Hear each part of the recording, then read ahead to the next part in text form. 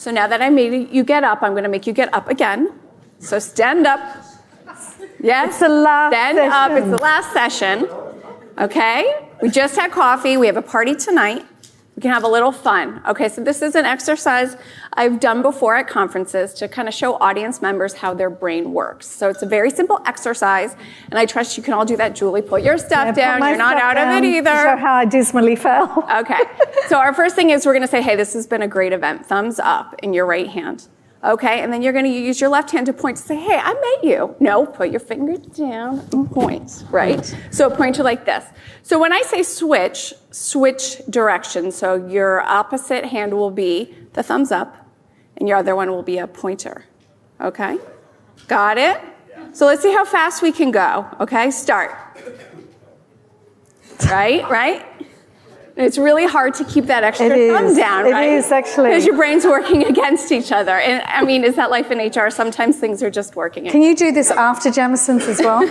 Yes, we can try tonight. Maybe we'll have an award for who can do it fast, right? But it seems like such a simple thing to do, but it really takes a lot of brain energy to do it. So, okay, just trying to have a little fun this afternoon. You may sit and stay seated, I promise. So with me is Julie Sharp. She's a seasoned senior level HR executive who's worked at Bank of Ireland, ING, and Citibank Australia. So we had a really great conversation before the event about just how HR has changed so much in the last few years, or has it? So we're trying to examine how the role needs to evolve and how far it's come. And she really came across some really interesting data points around that. So you want to share some? Yeah, I think firstly there's been a significant amount of thought leadership and best practice that's been conveyed over the last couple of days. And my background early in my career is psychology, so I'm quite curious about human nature and their response to change and anticipation to change. And my observations are that there are quite a lot of challenges, so let's have a look at those. And I think a lot of them have already been raised. We know that it's becoming more and more complex for HR. We know that there is a lot of innovations in data, science and technology. In fact, that's been one of the biggest themes throughout the conference over the last couple of days. We know that there is increasing globalization, diversity, multi-generational workforces, and a few discussions around ecosystems, from transactional to transformational ecosystems. And I have a real passion for that, rather than looking at just the foundations and clearing up the foundations and looking at end-to-end processes, is looking at end-to-end processes in anticipation of the future. Now, I can speak to that firsthand, having come from Bank of Ireland, and I don't think I would be speaking out of school. For those of you that know the history of Bank of Ireland, it went through, and I was there for 8 years. I came just at the beginning of the banking crisis. I was in ING when the tsunami hit, when SARS hit. So I must have tracked that sort of those disasters. And one of my friends said to me, "Don't come back to our country if you wouldn't mind, because we're happy where you are." And I probably need some sort of therapy for it as well. But I do like sort of the crises and being able to fix things. And when I look at Bank of Ireland, particularly in the crises, it was all about how do you react in crises. And what you do is you firefight and you delegate and you have tight operational structures. But as you start to come out of that crisis, how do you evolve? And what we found was that we were actually operating as if we had post-traumatic stress disorder. We were still in fighting mode, and even in our relationships with regulators and the government, rather than looking at transformational mode, even though we were saying we're on a transformational journey. And a lot of organisations say that, including HR, and HR needs to look at all those disruptive forces, and in particular, how are they going to evolve and change? And I think we had a question that we were looking at. Pull up the question. Yeah. Okay, so let's think about how the HR profession has reacted to the complex changes in digital science and technology. So just anyone shout out, do you think it's been, yes, lots of change, or no, not so much change? Simon. It's hard. Do you think HR has changed a lot or has not changed yet?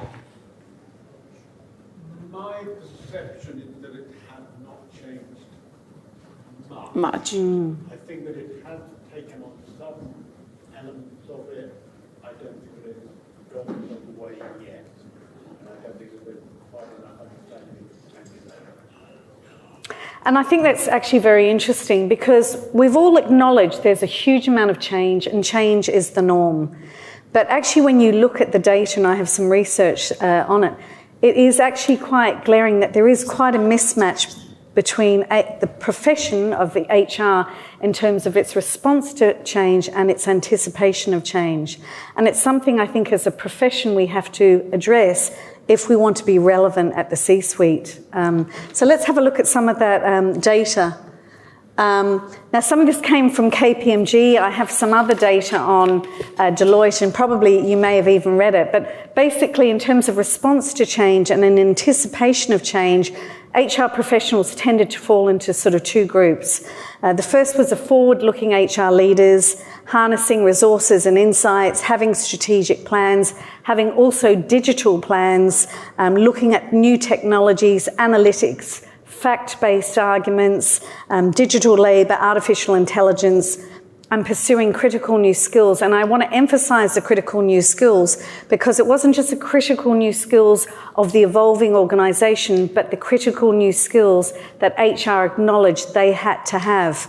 And I don't, it's like the accountant who always does their accounts the last.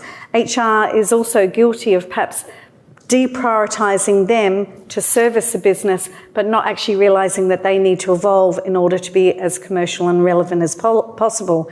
And then you have the less confident HR leaders that are sort of sitting on the sidelines. They may actually acknowledge the change, or they may actually ignore the change altogether, but ultimately they don't feel that their role has changed. So if I were to look at some data and just ask you the question, and the question would be, what percentage do you think is our response to change in relation to the existing in the digital era for HR professionals? How confident are we in responding to change, do you think? What do you think the percentage would be? Any ideas? Would it be above 50%, below 50%? Below, yeah. So, when you look at this stuff, it's kind of a little bit scary. So, in terms of self-transforming ability, 39% of senior HR professionals, right at the top end of 1,200, actually said that they are confident in their ability to transform the workforce in itself. And in terms of anticipating change and thriving in the digital era, only 37% are confident that they can actually deliver on that as well. And the outputs, of course, of that in terms of being able to deliver that. So that's a third of HR professionals in the industry. Now, bearing in mind this is one survey, but there are other surveys that are fairly similar and aligned to this, is in terms of delivering predictive insights. And I raised this question before in terms of recruitment, believing and driving a digital agenda, reshaping the workforce and enhancing employee experience. That's not a huge percentage of people that have the confidence. So, and there's more data, and this is also the next one, is that 24% of HR leaders are just saying, sorry, don't want to know, ignoring change altogether. And that for the 2/3 that admit that their organisations and accept their organisations are going through a digital transformation, only 40% of HR leaders themselves have their own digital plan, even for HR. So again, it comes across that there is an awareness of the change. Everyone acknowledges all these trends in the workforce, but the confidence levels of HR are much lower than what I would have anticipated. And how do people feel about that? Do you think, were you expecting that? Is that not a surprise? I think it's probably quite a natural reaction to things that are unknown. We'll just pass the mic so So they can record it. Oh. You never said you were recording. I haven't signed this form for that. Jesus. I actually think it's fairly natural for a high percentage of folks. You know, that first question about self-transforming. Yeah, how confident were people in their ability to self-transform? I think it's quite natural that when we're facing such a plethora of unknowns, for folks to feel reticent or for folks to lack confidence in terms of their ability to self-transform. I don't think that, to me that doesn't. I wasn't that surprised. I wasn't that surprised by that. I think if, and I just want to check some of these other things here, but if folks were saying, look, I'm not absolutely confident in my ability to do this on my own, and I might need some external help, and typically that means some kind of budget or, opportunity to invest in some kind of third-party help, I'd probably be a little more comforted by that. But I don't think it's that unusual for folks to be daunted by what's in front of them if what's in front's unknown. Did you have a, Yeah, I was in the same camp. Yeah?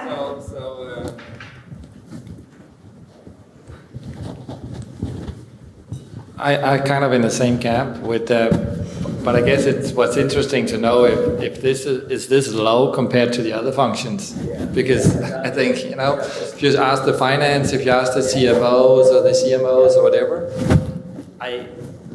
maybe the CMOs would of course say they have more confidence, I'm sure. But anyway, but because they have to. But I don't think the other leaders in the other functions would necessarily answer more confident. I wouldn't think so. But I don't know. But I don't know. But that would be interesting to know, right? I have a challenge, therefore, just because I want to be challenging before you all go to Jamison's. But the digital era is not unknown, is it? I mean, this is an agenda that is here. It's to stay. Do you think HR as an industry is reacting quickly enough to that? And what skills do we have the support? Do we have the skill levels? And if we don't, what is it that we need to do to change? Sorry? I think getting the support is very challenging. Yeah. Most organisations that I work with. I love the most help. organisations that I would work with, I would certainly only from an external perception, are clearly ploughing a lot of investment into transforming their internal operations or their go-to-market proposition. If you look at the retail banks, for example, are completely transforming the way that they deliver services to their customers. Yeah, that is true. A huge, massive amount of investment going into those investments are almost do or die for those organisations, because if they fail, they're finished. Yes. Yeah. And then I have this vision of HR trotting along to see the CFO saying, "Oh, but we're going to need some investment as well." Yeah, and the CFO saying, "Well, yeah, we'll get to the back of the queue." Yeah, and so Yeah. Okay, so then I have another comment there to just be challenging, because you're in my line of sight. How do you stop from being at the back of the queue? I mean, if you want to be a credible C-suite player, you have to bring it to the table, and it's been raised before. How do you allow yourself to get there in the first place? Exactly, that you have to be influential, you have to bring that proposal to the table in a commercially relevant way to show how it's going to benefit the company.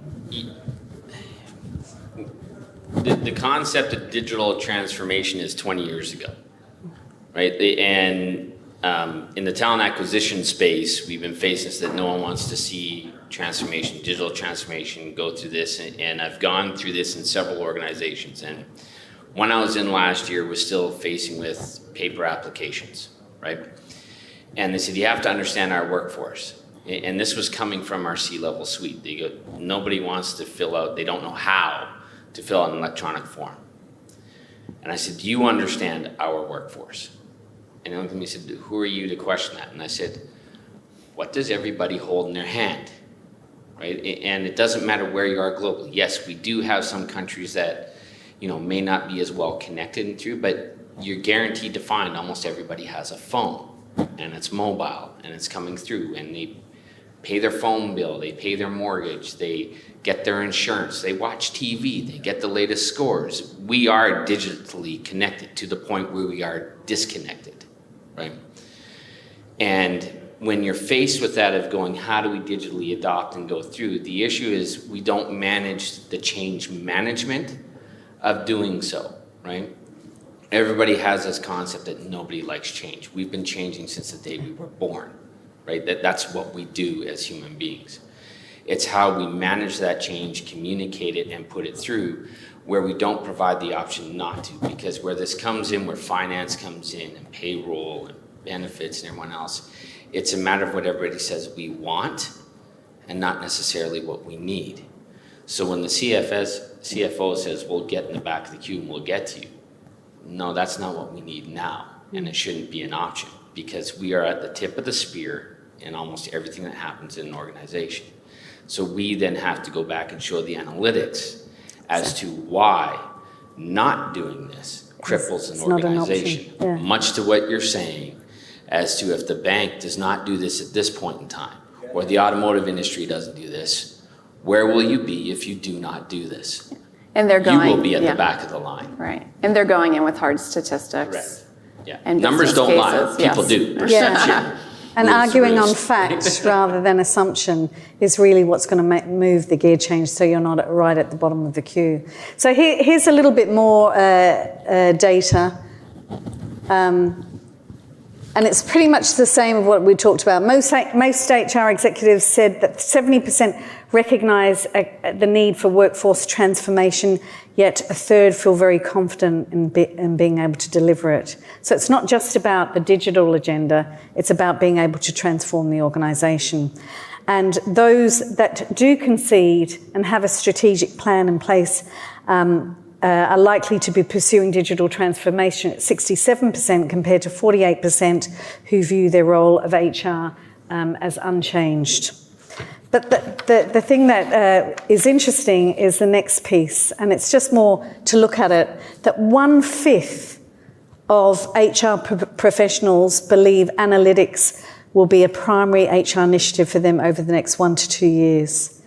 And fewer still, at 12%, cite analytics as a top management concern, which shows a real disconnect in HR's ability to be commercial or believe they can be commercial. Either they're not equipped or they're not confident, but there is clearly a disconnect between what they believe versus what their organisations are striving towards. So a lot of thinking around the journey, because there's a huge amount of thought leadership over the last couple of days, but it is about, what are we going to do as an HR industry, as an HR profession, to change the dial, to be as credible and commercial as possible, to close that gap at the C-suite and be aligned to the C-suite. All right, so here's another question. Debbie. Okay, so what about sustainability and maintaining revenue? So how can HR take the lead in helping their enterprise accelerate sustained performance? What are they doing to encourage employees to perform for them and be engaged? Another word that we've said a lot today. So it's a big question at the end of the day. It was enough doing the fingers. And I tell you, if you ever wanted to be woken up, as you can hear from my Antipodean accent, I'm Australian, my parents are British, and my grandparents are Irish. And I was at a board meeting this morning and was driving over here. And lo and behold, as I'm driving, this big mother of a spider comes out the air vent and sits on the dashboard. I'm serious. If you'd seen me at that time, I didn't look as calm as I am now. There were a few unladylike expletives as I was chucking my phone at it, trying not to hit another car. I hope the phone didn't get damaged. No, it didn't. I can't find the spider, which is what's bothering me if I get in the car. Yes, that's true. So Deloitte look at 3 areas of focus for HR: the future of the enterprise, and particularly with increasing regulatory impositions, the social enterprise, corporate social responsibility is a big area, and how they're branded and marketed, and even the lifespan of organisations now, the future of the workforce, talent movement, agility, the lifespan, the career lifespan is extended, but the skills have reduced, so you have to constantly evolve. And how does HR react to that evolvement? And the future of how work gets done. And we've spent a lot of time in terms of the digital piece. Is there anything else that you would raise around those areas? Or do you feel that sort of covers it?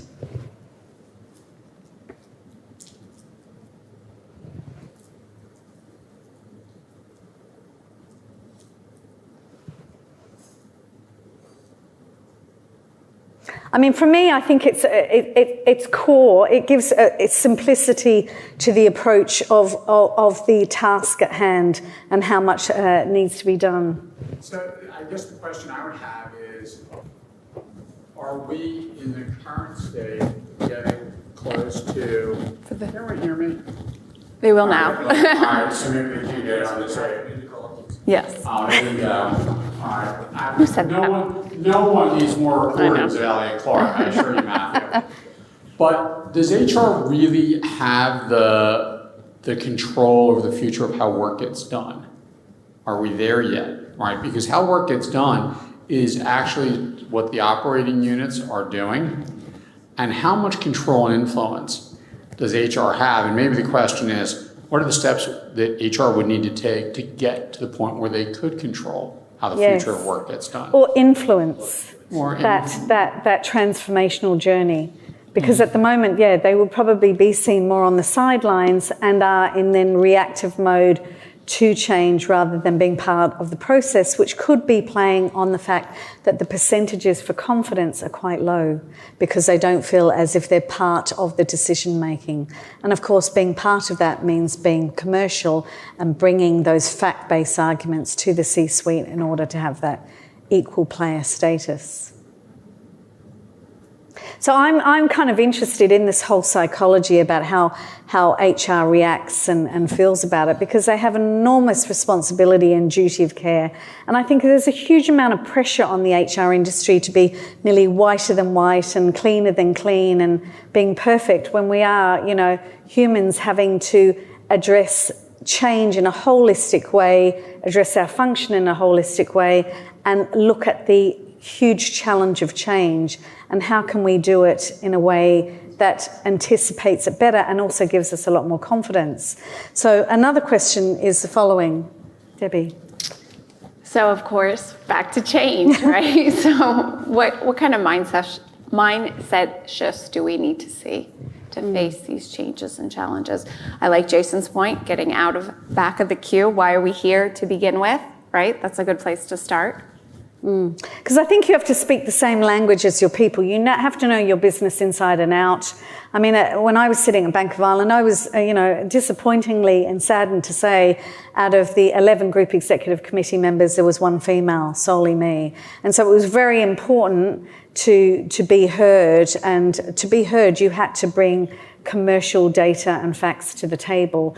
And to get proposals through. And those were done. We had a huge organisational transformation, but it took a lot of preparatory work to ensure that the arguments were very convincing and you looked at them through a variety of lenses. So Deloitte have some interesting research on this, and they look at mindset, focus, lens and enablers. So in mindset, even looking at the behavioural traits that HR has, and even looking at the types of people that we recruit for the future in HR, not just the organisation, but in HR, non-traditional people, and not necessarily people that come from having a master's in HR, but bringing in commercial people to give another lens, another thought process to the way we look at giving commercial solutions. The focus on customer centricity, aligning our employee experience with the customer experience, bringing human-centered solutions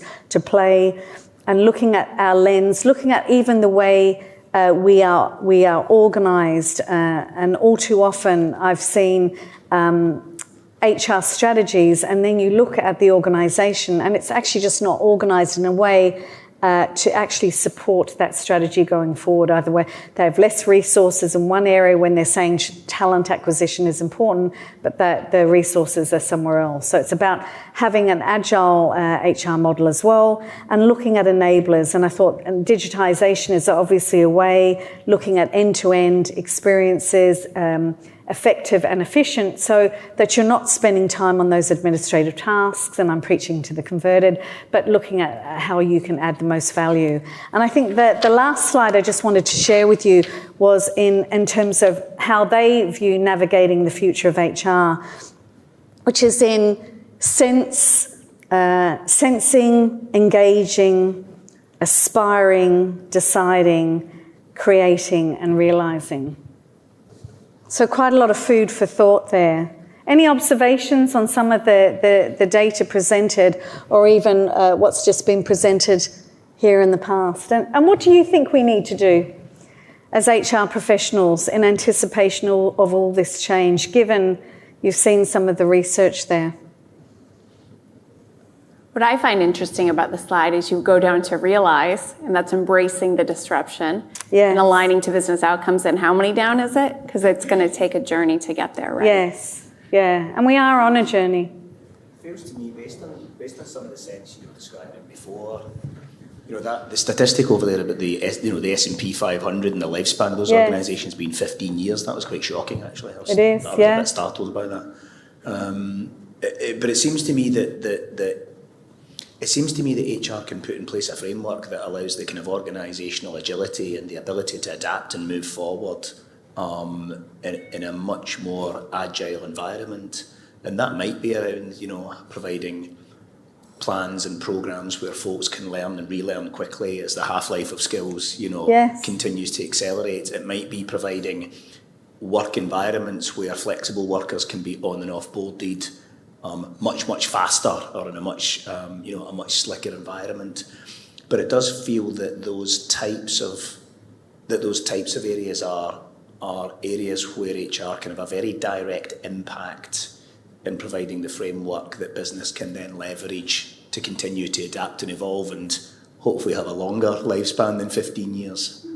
15 years is hell of a shot for a S&P 500 organisation, isn't it? That's what they're saying, yeah. Too many Kodak moments in there. I think if HR itself stops downplaying its importance in the environment, that's the first step. Yeah.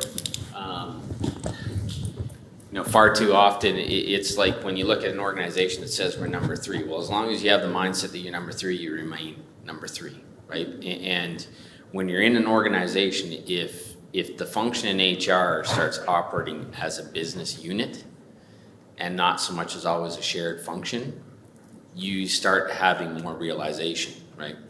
And more respect that comes through, right? Like, we are a shared resource. We're a spend on the business. But if we can provide that knowledge of being explainable, repeatable, and all that in that conversation, that respect naturally comes out.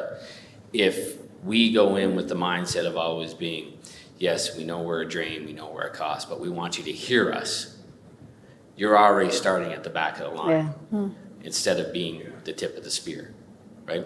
We're the start, we're the finish. So why aren't we that way to begin with? What do you think HR is going to look like in 10 years? Because the role of HR has to evolve with all this change. It won't be the traditional HR service provider, rolling out inductions and doing all that, because a lot of that will be automated. What will a chief people officer look like in 10 years, do you think? We'll have that discussion in 10 years. And how it needs to evolve, right? I'm not entirely sure what it'll look like. I don't know whether any of us will, but I think just building on some of the points that we talked about, and actually to your point, if you're not a really credible business partner, how can you identify where the opportunities are? So I see the point about embrace disruption, and I think the wording actually should be different. It should be create disruption. So if you are a real business partner, you understand the daily operational challenges as well as the external environment in which you're operating, the likelihood of being able to identify the opportunities to innovate, to take some risks, to push the boundaries, to create the disruption, surely that in and of itself creates the EVP for yourself as a HR business partner to be part of the business and integrated, not as a add-on support function that's there to be the scaffolding behind everybody else. Yeah, I mean, I'm much more of a view that you're a general manager. You're not, and your key product is people, and the management of people as a product and risk, and that you should manage HR as if you're managing a marketing function. You create human solutions, products, processes, and you market them, brand them, release them within the tolerance and timing that the organisation can handle to deliver commercial results. And I think if people think more along those lines, you see a gear change with that. And there's a lot of literature about the alignment of marketing and HR functions together. And I think there's quite a lot of substance to that as well. I would like to see the future of HR in 10 years, if we could do one thing, is eradicate the word disruption, right? Because that's actually part of the problem. If you think about it, and I said yesterday, the biggest lie out there is that change management is a discrete process that starts and ends around a given issue. It happens every day of every year in every organization all the time. It's constantly occurring. Things are constantly being created and destroyed in the rational universe. And the reality is we talk about disruption like it just happens occasionally. Yeah. Organizations, I think Jason's point about mindset is really important because organizations only exist, in my opinion, and I've worked in 2 very high growth organizations in 3 states. They're growing, they're stagnating, or they're dying. And stagnation lasts a millisecond. Right? It's not a stable system, stagnation. You're either growing or you're dying.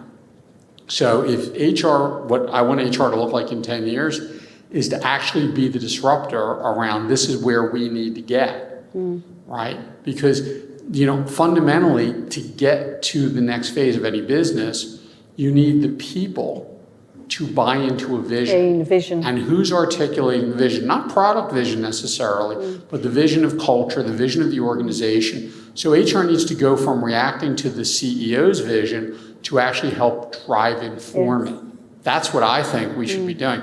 And the use of the word disruption means disruption's a very negative connotation, right? So why is disruption bad?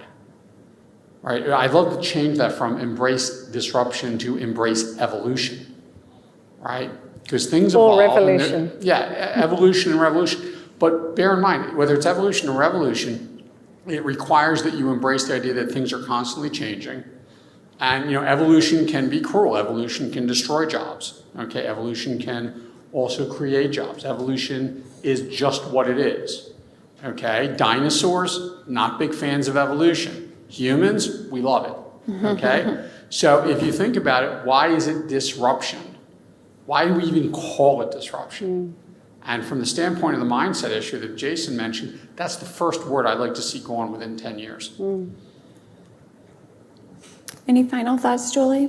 No, I think, it's just an ongoing dialogue, isn't it? I think we have a way to go on that journey. And, there's clearly some very inspirational thought leaders around, and we've seen them over the last couple of days. But I think having these types of sessions where we have free-flowing discussions and debate and challenge, I think is extremely rewarding when you've got some very experienced professionals in the room. All right. So thank you. Thank you. Give everyone a round of applause. All right.